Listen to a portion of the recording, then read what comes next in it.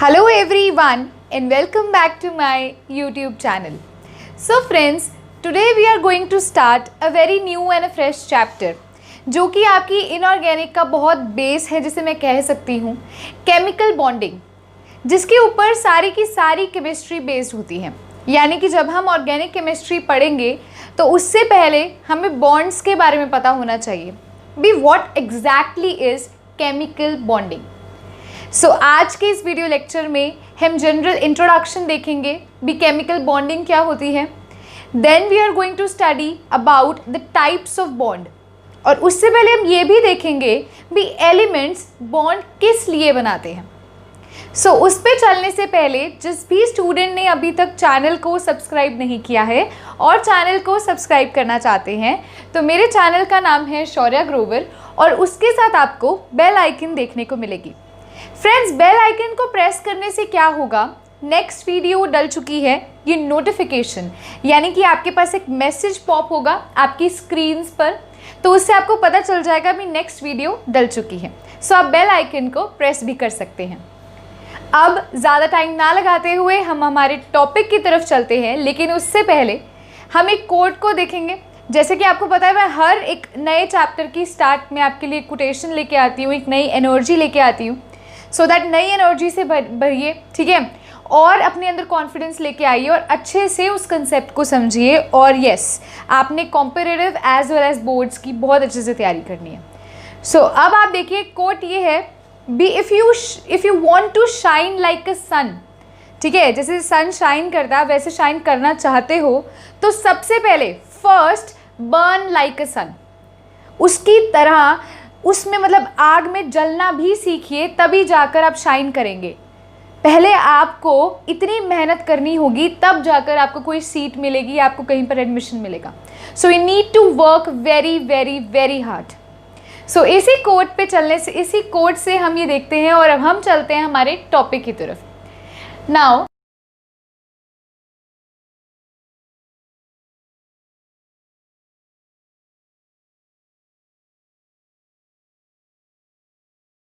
Coming back to my topic, what is chemical bond. अब question ये rise करता है केमिकल बॉन्ड क्या होता है, जैसे कि वर्ड सजेस्ट कर रहा है chemical and bond, right. Chemical तो हम ये कह सकते हैं अभी, ठीक है, केमिकल रिएक्शंस हो सकती है। जनरल थॉट की बात कर रही हूँ, हम बोल सकते हैं केमिकल का मतलब एक केमिकल रिएक्शंस हो गई, केमिकल इक्वेशंस हो गई, एंड बॉन्ड का मतलब क्या हुआ भी किसी के साथ अटैचमेंट होना, that is a bond.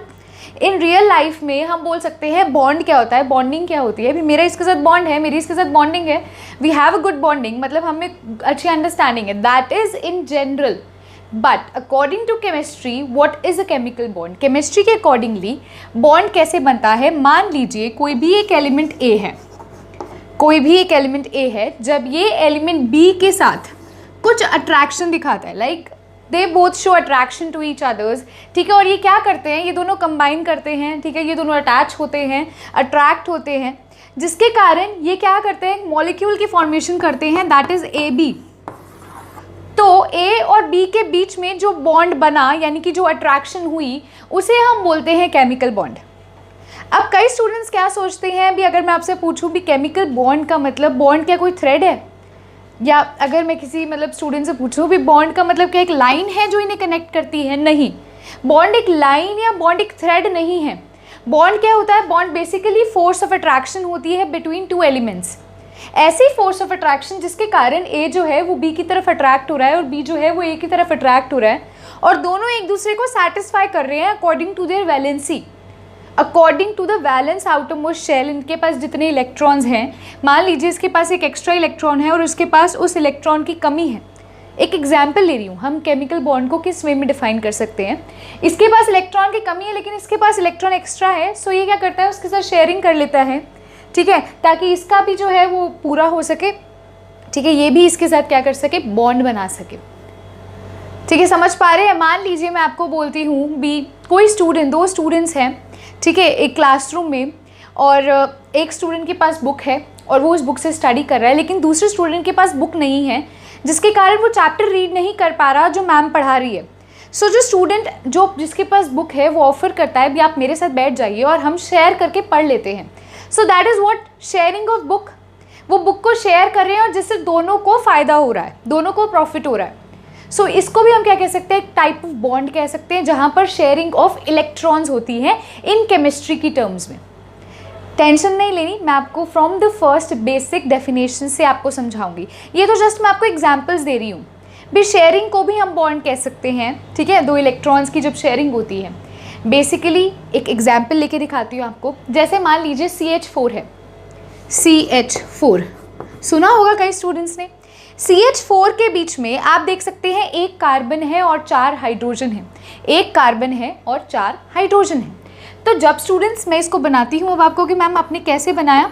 So carbon की स्टूडेंट्स वैलेंसी होती है 4 वैलेंसी का मतलब होता है भी वो 4 और एटम्स के साथ क्या कर सकता है, बॉन्डिंग शो कर सकता है। जब मैं इसकी इलेक्ट्रॉनिक कॉन्फ़िगरेशन लिखूंगी सो मुझे ये देखने को मिलता है भी कार्बन की जो इलेक्ट्रॉनिक कॉन्फ़िगरेशन है उसके अकॉर्डिंगली इसके पास 4 इलेक्ट्रॉन्स की कमी है। तो ये क्या करता है, 4 हाइड्रोजन के साथ बॉन्ड करता है, जो हाइड्रोजन क्या करता है, शेयर करता है अपने इलेक्ट्रॉन्स, ठीक है, और ये कार्बन इसके साथ शेयर करता है and they make a bond. This is CH4। आगे जाकर इन डिटेल आपको सब कुछ आएगा, जस्ट एक एग्जाम्पल दे रही हूँ। सो कार्बन और हाइड्रोजन के बीच का ये बॉन्ड भी क्या है, ये भी एक केमिकल बॉन्ड है। सो केमिकल बॉन्ड क्या आकर करता है, बिटवीन 2 एलिमेंट्स आकर करता है, और वो क्या करता है, it leads to a molecule. 2 या 2 से ज़्यादा एलिमेंट्स में भी आकर कर सकता है, इट इज़ नॉट नेसेसरी, ठीक है। So now I am going to tell you what is the basic definition of chemical bonding. सबसे पहले तो आपको एग्जाम्पल्स में दे दिए, जैसे CH4 हो गया। For example I am taking one more example, जैसे कि NaCl हो गया स्टूडेंट्स। NaCl में Na पे होता है पॉजिटिव चार्ज एंड Cl पे होता है नेगेटिव चार्ज, ठीक है। सो ये आयनिक बॉन्ड है। आगे जाकर टाइप्स ऑफ बॉन्ड्स में मैं आपको बताऊंगी। आयनिक बॉन्ड होता है, कोवलेंट बॉन्ड होता है, हाइड्रोजन बॉन्डिंग होती है, वॉन डर वॉल बॉन्ड्स होते हैं। So we are going to study the types also. So ये बेसिक एग्जाम्पल्स हैं। जैसे CH4 है तो इधर कार्बन और हाइड्रोजन में बॉन्ड है। NaCl में Na पॉजिटिव और Cl नेगेटिव के साथ बॉन्ड है। जब आपको NaCl का मैं स्ट्रक्चर बना के दिखाऊंगी तो आपको क्या देखने को मिलेगा, एक Na पॉजिटिव 6 Cl नेगेटिव से सराउंडेड होते हैं, 6 Cl नेगेटिव से सराउंडेड होते हैं स्टूडेंट्स।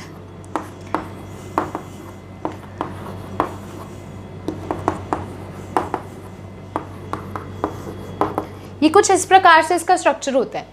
मतलब ये Na पॉजिटिव के लेफ्ट हैंड साइड और राइट हैंड साइड तो Cl नेगेटिव है ही हैं, एक Cl नेगेटिव ऊपर है, एक Cl नेगेटिव नीचे है। ये जो डॉटेड से मैंने आपको आगे पीछे शो किया, इसका आगे पीछे ही मतलब है, मतलब एक Cl नेगेटिव फ्रंट पे है तो एक Cl नेगेटिव के साथ बॉन्ड जो है वो बैक पे है। तो ये बॉन्ड लाइन नहीं होती, ये बॉन्ड क्या होता है, अट्रैक्शन फोर्सेस होती हैं बिटवीन द 2 एलिमेंट्स। 2 एलिमेंट्स के बीच के अट्रैक्शन फोर्सेस को हम केमिकल बॉन्ड बोलते हैं, ठीक है। सो आप समझ पा रहे हो, ये CH4 का जैसे मैंने स्ट्रक्चर बनाया, ये NaCl का मैंने बनाया, जिसे मैंने आपको अभी भी बताया Na पॉजिटिव और Cl नेगेटिव के बीच में बॉन्ड होता है। और ये आयनिक बॉन्ड होता है बिकॉज ये आयंस के बीच में होता है ना। So first of all we are going to write the basic definition क्या होती है केमिकल बॉन्डिंग की। सो ये स्टूडेंट्स, जैसे कि मैंने आपको बोला भी बेसिक डेफिनेशन, अगर मैं केमिकल बॉन्डिंग की बात करती हूँ, सो it is the attraction force between 2 atoms which bind them together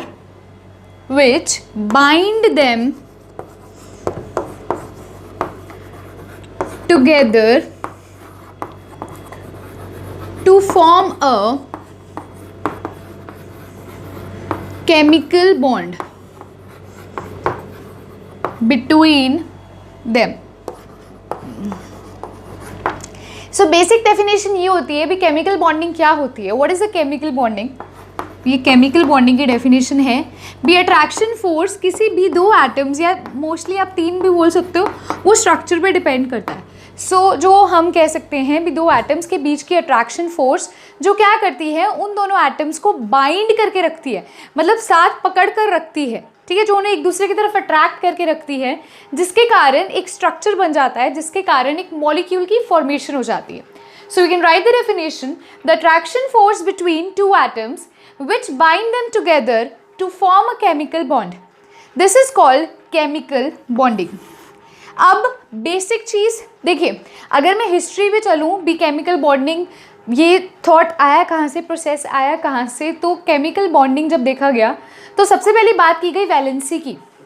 सबसे पहली बात की गई वैलेंसी की। वैलेंसी को बोला जाता है कंबाइनिंग कैपेसिटी। ठीक है, अब हम आपको केमिकल बॉन्डिंग पे आगे बढ़ते हुए आपको एक बेसिक चीज़ बताती हूँ।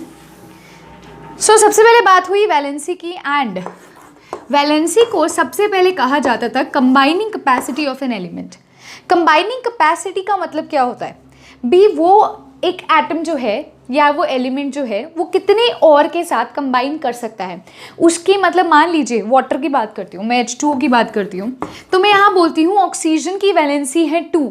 इसका मतलब क्या है भी, ये 2 हाइड्रोजन के साथ क्या कर सकता है, कंबाइन कर सकता है। इसकी कंबाइनिंग कैपेसिटी कितनी है, इसकी कंबाइनिंग कैपेसिटी 2 है। तो सबसे पहला कंसेप्ट वैलेंसी का आया, जिसका मतलब होता है कंबाइनिंग कैपेसिटी।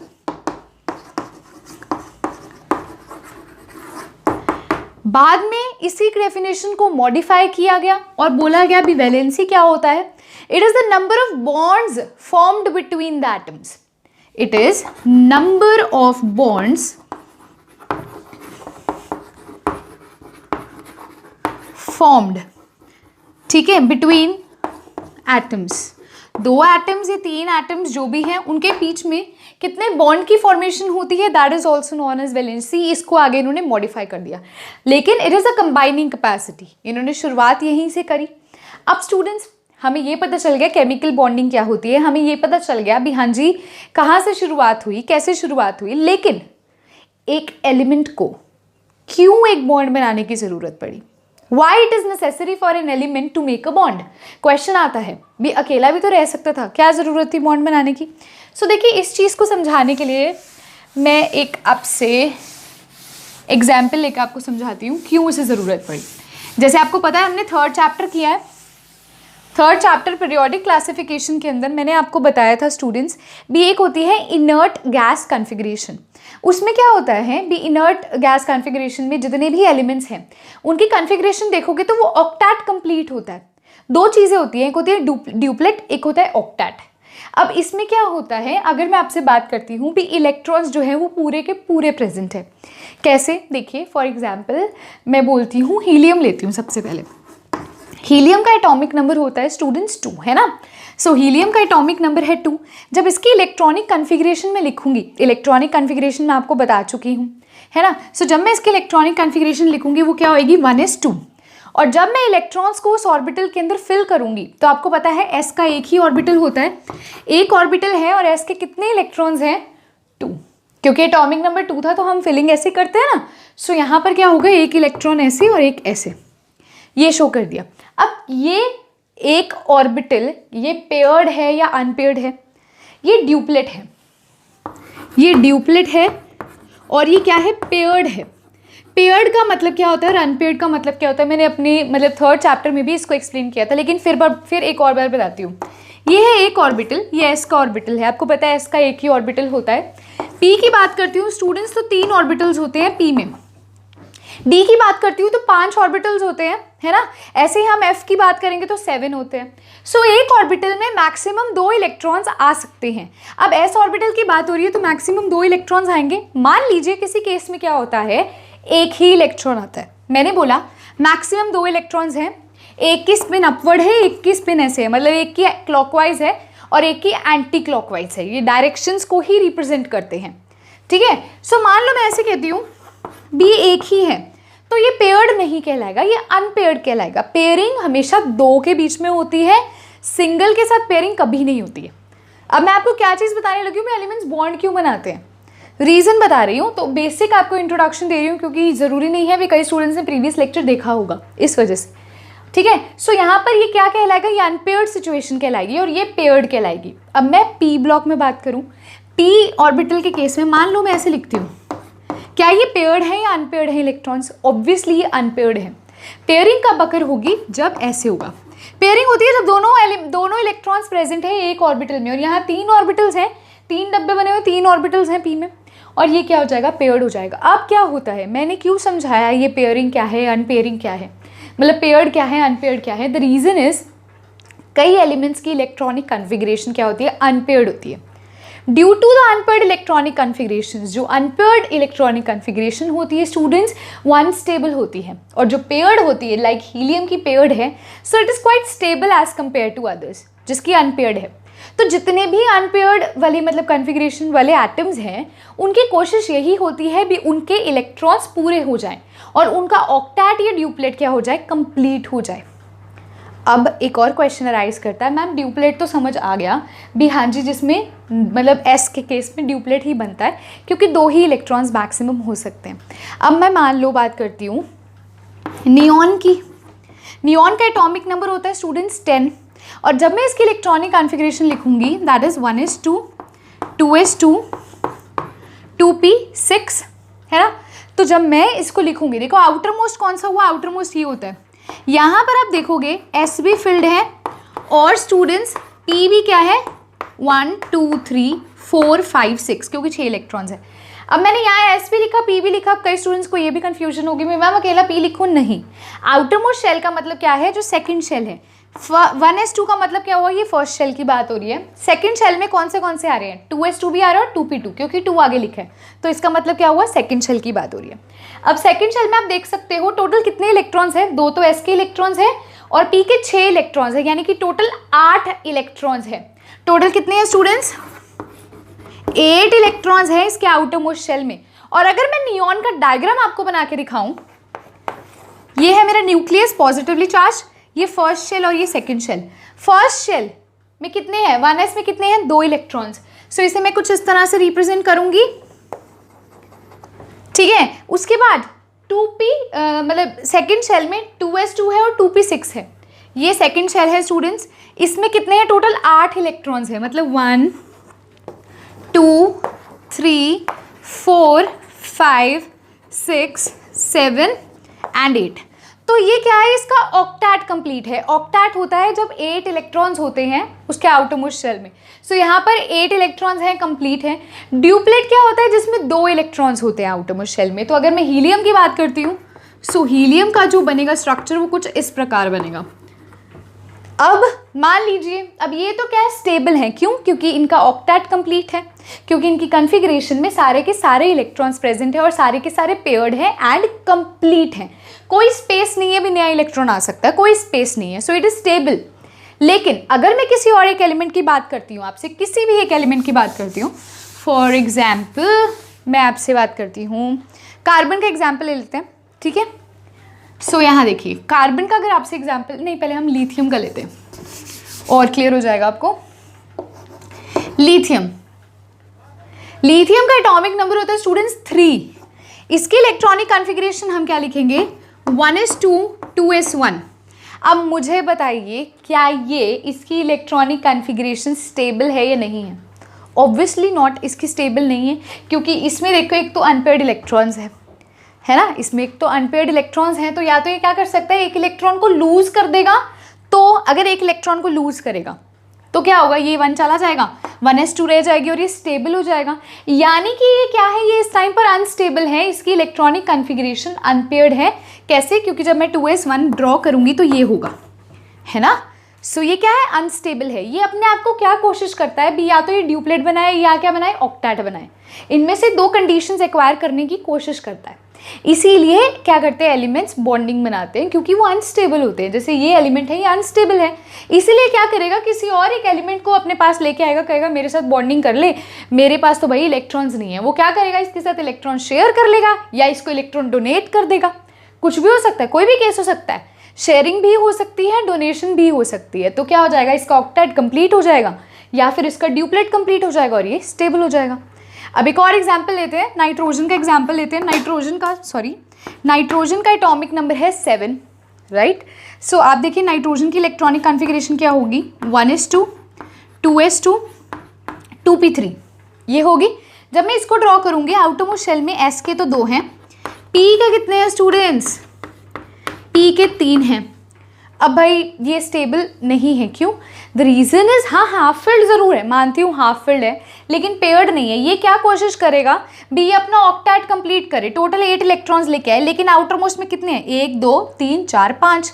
इसको 3 और इलेक्ट्रॉन्स चाहिए अपने आप को क्या करने के लिए? एक स्टेबल कॉन्फ़िगरेशन बनाने के लिए। सो ये किसी और के साथ बॉन्डिंग शो करेगा। कार्बन के एग्जाम्पल ले लेते हैं। एटॉमिक नंबर है 6, इलेक्ट्रॉनिक कॉन्फ़िगरेशन क्या होगी? 1:2, 2:2, 2p2, है ना। सो जब मैं इसको बनाऊंगी स्टूडेंट्स, आउटर मोस्ट 2s तो भरा हुआ है पूरा, 2p2 में कैसा है? 2 ही है।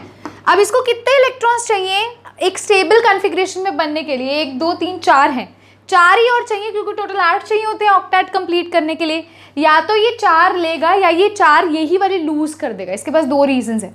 तो ये अब क्या कर सकता है? देखो, इसको 4 और इलेक्ट्रॉन्स चाहिए, है ना। कैसे? एक यहाँ आ जाएगा, एक यहाँ, एक यहाँ, एक यहाँ, 4 इलेक्ट्रॉन्स चाहिए क्योंकि ये टोटल कितने हैं आउटर मोस्ट में? देखो 4 है, 2 और 2 4 है, 8 होनी चाहिए। तो ये क्या करेगा? 4 और एटम्स के साथ बॉन्ड शो करेगा। इसीलिए कई बार क्या होता है, हाइड्रोजन 4 और हाइड्रोजन के साथ बॉन्ड शो करके ये क्या बना लेता है? CH4 बना लेता है। ठीक है, समझ आ रही है ना। इस वजह से एलिमेंट्स क्या करते हैं? किसी और एलिमेंट के साथ बॉन्डिंग शो करते हैं क्योंकि उनकी कॉन्फ़िगरेशन क्या होती है? उनकी जो इनर्ट गैस कॉन्फ़िगरेशन होती है वो एक्वायर्ड ही नहीं होती है। ठीक है, उनका ऑक्टेट या उनका ड्यूप्लेट क्या होता है? कंप्लीट ही नहीं होता है। सो उसको, क्योंकि वो स्टेबल कंडीशन है और वो अभी इस टाइम पर अनस्टेबल कंडीशन में है क्योंकि इलेक्ट्रॉन्स पेयर्ड नहीं है, इलेक्ट्रॉन्स पूरे नहीं हैं, उनकी ऑक्टेट कंडीशन नहीं आई है। तो वो कंडीशन लाने में, वो स्टेबल एक्वायर्ड स्टेट में जाने के लिए वो बॉन्डिंग करते हैं। सो अब मैं आपको इसको नोट करवाने वाली हूँ। सबसे पहला पॉइंट जो ये है, द एलिमेंट्स बॉन्डिंग क्यों शो करते हैं।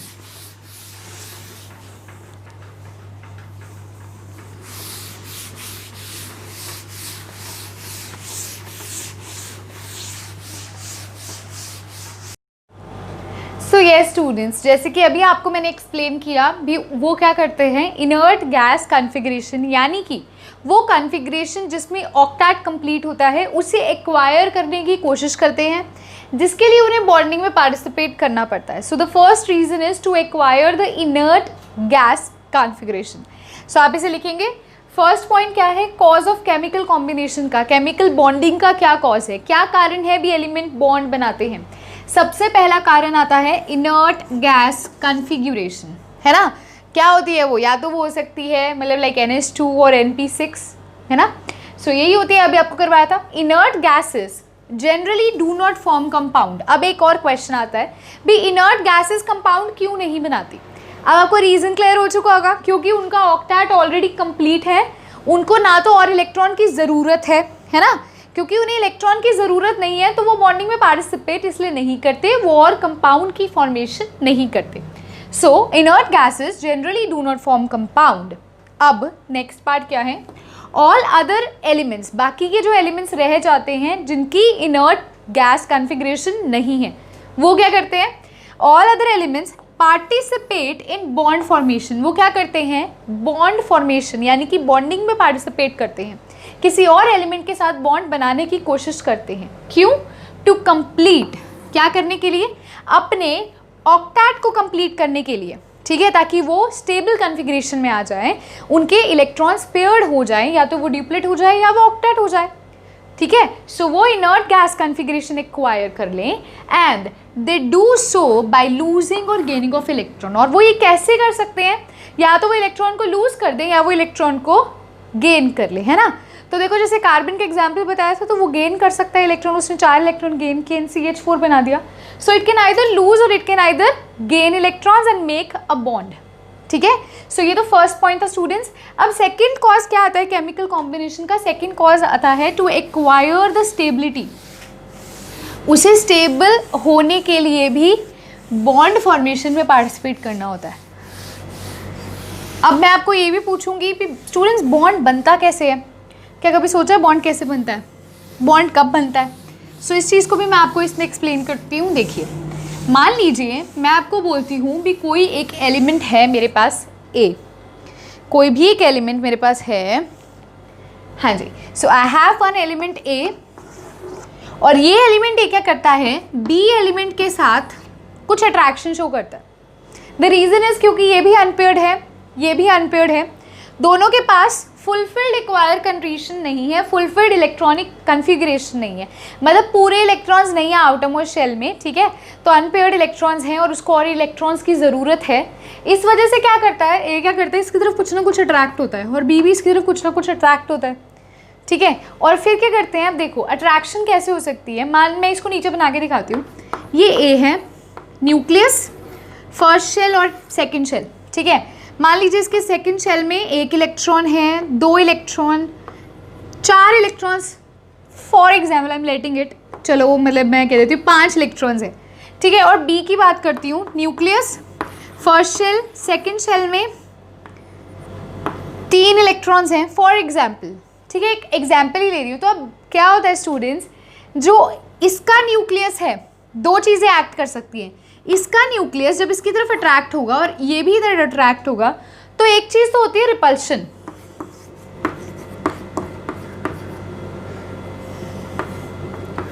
एक होती है रिपल्शन, एक होती है अट्रैक्शन। अब रिपल्शन किस किस के बीच में होगी, रिपल्शन आकर करेगी न्यूक्लियस और न्यूक्लियस के बीच में। द रीजन इज क्योंकि न्यूक्लियस पॉजिटिवली चार्ज है, इधर वाला ए का भी और बी का भी, तो दोनों के न्यूक्लियस पॉजिटिव है, तो एक दूसरे को रिपेल करेंगे। और दोनों के पास इलेक्ट्रॉन्स हैं, तो इलेक्ट्रॉन्स भी एक दूसरे को क्या करेंगे, रिपेल करेंगे। द रीजन इज क्योंकि इलेक्ट्रॉन्स के पास नेगेटिव चार्ज होता है, नेगेटिव एक दूसरे को रिपेल करेगा। सो रिपल्शन में क्या होता है, बी न्यूक्लियस ए का बी के साथ रिपल्शन शो करेगा और इलेक्ट्रॉन ए का बी के इलेक्ट्रॉन के साथ। अब न्यूक्लियस ए का है तो Na लिखा है, न्यूक्लियस बी का है तो Nb लिखा है, इलेक्ट्रॉन ए का है तो Ea लिखा है और इलेक्ट्रॉन बी का है तो E भी लिखा है, ठीक है, कंफ्यूज नहीं होना। तो ये तो रिपल्शन का केस है। अट्रैक्शन किसके बीच में हो सकती है, इसका न्यूक्लियस इसके बाहर वाले इलेक्ट्रॉन्स को अपनी तरफ अट्रैक्ट कर ले, क्योंकि पॉजिटिव चार्ज है तो नेगेटिव चार्ज को अट्रैक्ट कर सकता है, it is but obvious. Similarly B वाला क्या करेगा, अब इसका न्यूक्लियस बाहर वाले इलेक्ट्रॉन्स को अट्रैक्ट कर सकता है। सो अट्रैक्शन किन के बीच में होती है, जब ए का न्यूक्लियस बी के इलेक्ट्रॉन्स के साथ और बी का न्यूक्लियस ए के इलेक्ट्रॉन्स के साथ अट्रैक्शन शो करता है। अब बॉन्ड कब बनेगा, जब दोनों में अट्रैक्शन होगी। और अट्रैक्शन कब होती है आपको पता चल ही रहा है, जब अट्रैक्शन रिपल्शन से ज़्यादा हो जाती है तब बॉन्ड की क्या होती है, फॉर्मेशन होती है। और जब बॉन्ड बनता है स्टूडेंट्स तब एनर्जी लो हो जाती है, उसकी पोटेंशियल एनर्जी लो हो जाती है, ठीक है। सो इस स्टेबल मतलब स्टेट में आने के लिए भी बॉन्डिंग में हम पार्टिसिपेट करते हैं और उस टाइम पर एनर्जी क्या हो जाती है, लो हो जाती है। सो अब मैं आपको इसको नोट करवाती हूँ। डायग्राम बना लोगे तो आपको इजीली ना ये याद रहेगा, वरना इतने सारे कॉन्सेप्ट्स हैं आप कंफ्यूज हो जाओगे, ठीक है। सो ये स्टूडेंट्स, अब आता है सेकंड पॉइंट, यानी कि स्टेबिलिटी। उसे स्टेबिलिटी एक्वायर करने के लिए भी बॉन्ड फॉर्मेशन में पार्टिसिपेट करना पड़ता है। और जब वो स्टेबिलिटी एक्वायर करता है तो कहीं ना कहीं उसकी पोटेंशियल एनर्जी डिक्रीज करती है। I made a graph also potential energy और रेडियस के बीच में, जिससे आपको ये पता चलता है भी पोटेंशियल एनर्जी और रेडियस के बीच में क्या रिलेशनशिप है, ओके।